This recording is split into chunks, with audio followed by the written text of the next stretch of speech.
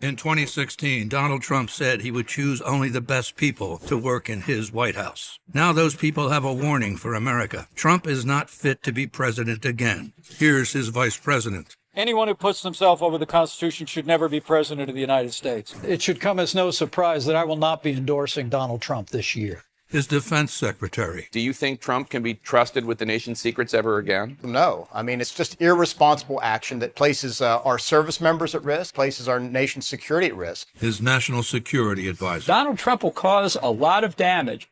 The only thing he cares about is Donald Trump. And the nation's highest-ranking military officer. We don't take an oath to a king or a queen or to a tyrant or a dictator. And we don't take an oath to a wannabe dictator. Take it from the people who knew him best. Donald Trump is a danger to our troops and our democracy. We can't let him lead our country again.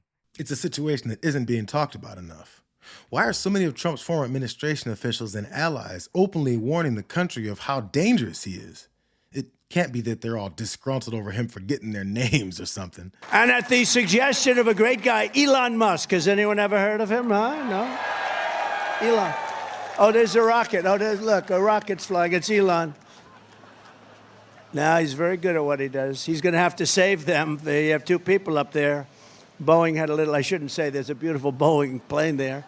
But Boeing had a little hard time, as you heard. So they're going to save. Leon's going to send up a rocket. Leon's going to send up a rocket. Leon's going to send up a rocket. He looks forward to it. That's all he thinks about is things like that. I said, Elon, what's taking so long? Let's get going. But you watch, he'll get that. Now, I don't know who Leon is, but he's probably got as many plans to get those astronauts back as Elon does. There's this childlike storytelling approach that Donald Trump takes when feeding supporters his brand of propaganda meant to make them believe only he, and in this case, Elon Musk, perform heroic feats. Remember I came to office and they told me, they greeted me with the following statement, sir, we have no ammunition. I said, wait a minute, we have no ammunition? No, sir. We've given it all away to our allies. Allies, by the way, they're allies, but not when we need them. They're only allies when they need something. If we were ever attacked, none of these countries, or very few of them, that we talk about all the time, none of them would come. We were just attacked by such and such a country. Listen, we need your help. They wouldn't take your phone call.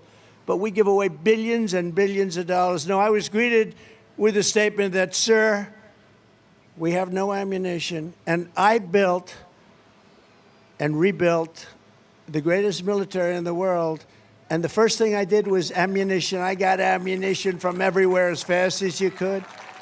And I said to him, Mr. Congressman, what the hell are you saying we have no ammunition, even if it's true? You don't talk about it. See, like this lie where he claims he was told that the military has no ammunition, all for the sake of declaring that he pulled some bullets out of his ass and saved America from total destruction in the nick of time.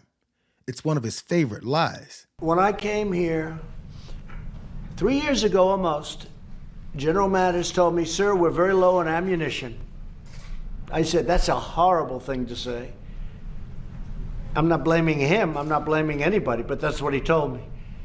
Because we were at a position where with a certain country, I won't say which one, we may have had conflict. And he said to me, sir, if you could, delay it, because we're very low on ammunition. And I said, you know what, General, I never want to hear that again from another general. No president should ever, ever hear that statement. We're low on ammunition. And we now have more ammunition, more missiles, more rockets, more tanks, we have more of everything than we've ever had before, more jet fighters. We are very high on ammunition now. That's a story I've never told before. Breaking news, but we were very low. I could even say it stronger. I don't want to say no ammunition, but that gets a lot closer. I said, I never want to hear that again, and I never want another president of the United States to hear that again. Could you imagine as president when they say we're very low on ammunition? By the way, stronger than that, but I'm not going to go there.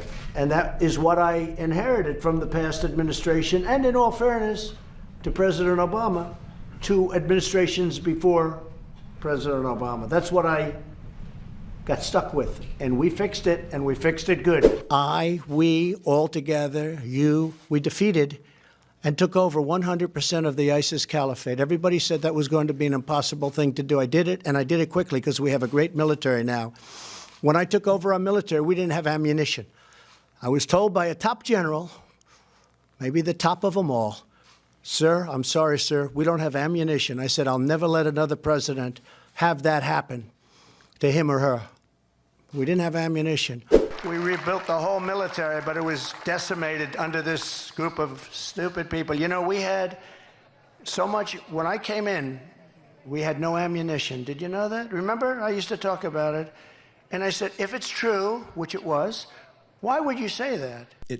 It wasn't true. But that's how MAGA propaganda works. He gloms onto a lie that he came up with years ago and inserts it into his press conferences, his interviews, and speeches until it becomes a fact for those that don't think for themselves. But in reality, what he was told without a general saying "sir" 103 times was that during Obama's second term, that stockpiles of precision-guided munitions, or PGMs, were running low. But officials were already taking steps to address the shortage before Trump even took office. But there's more.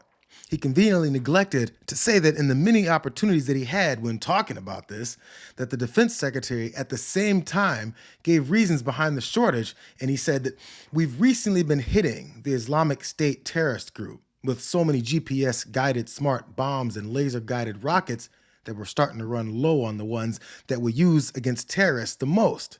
So we're investing $1.8 billion in fiscal year 2017 to buy over 45,000 more of them. You know, because the military was so weak and depleted when Trump got into office that he had to force them to re-up on these very specific weapons that were low only because we were using so many of them to bomb the shit out of terror groups.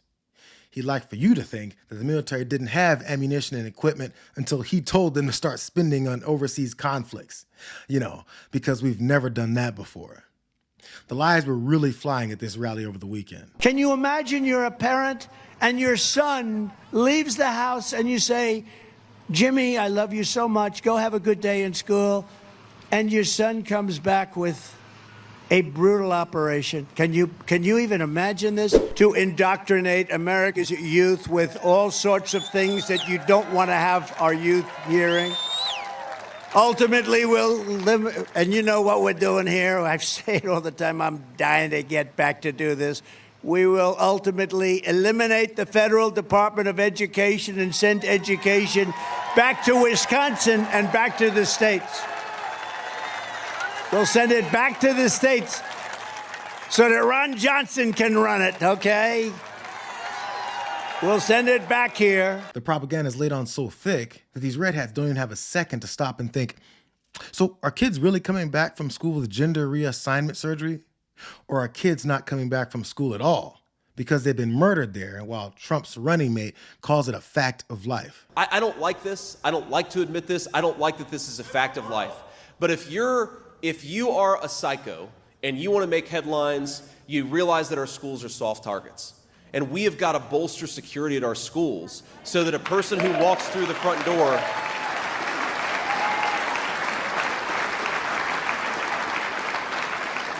we've got to bolster security so that if a psycho wants to walk through the front door and kill a bunch of children, they're not able to. And again, as a parent, do I want my kids' school to have additional security? No, of course I don't. I don't want my kids to go to school in a place where they feel like you've got to have additional security, but that is increasingly the reality that we live in. It's just a fact of life. That your kids should be afraid for their lives at school because we don't have the courage to tell the gun lobby that we care more about American lives than the money that they've given us to add more firearms into society. Those aren't the problem. It's those dangerous migrants. So if I don't win Colorado, it will be taken over by migrants and the governor will be sent fleeing. They will have 100 million of these people in here with another 4 years. 100 million people. If you think you have a nice house, have a migrant enjoy your house because a migrant will take it over. A migrant will take it over. It will be Venezuela on steroids. These people coming in unchecked, unbalanced. They're coming in and they're taking the black population and the Hispanic population jobs. And next is going to be unions. You watch the unions suffer. The auto workers are not going to exist in a year and a half or 2 years because of what that fool did. Who's the head of the auto workers? He's a fool. He's repeated the scare tactics on migrants ever since he began his political career with that drugs, crime, and rapist comment. But since that's a standard line 9 years later, his storytime sessions with his little ones in red hats It has to grow to them taking over your house and stealing low-wage jobs that have been allocated for Black Americans. Because that's all that they're qualified for. But this isn't an accident. In order to sell his authoritarian pitch to as many people as possible, his targets have to be as vicious and dangerous as anyone can imagine, so that he can, again, be the hero to save these MAGA children with heightened violence. He's not hiding his barbaric plans at all. Colorado's one state. It's much worse in other states. But in Colorado, they've taken over. I mean, in Colorado, they're so brazen, they're taking over sections of the state. And, getting them out will be a bloody story.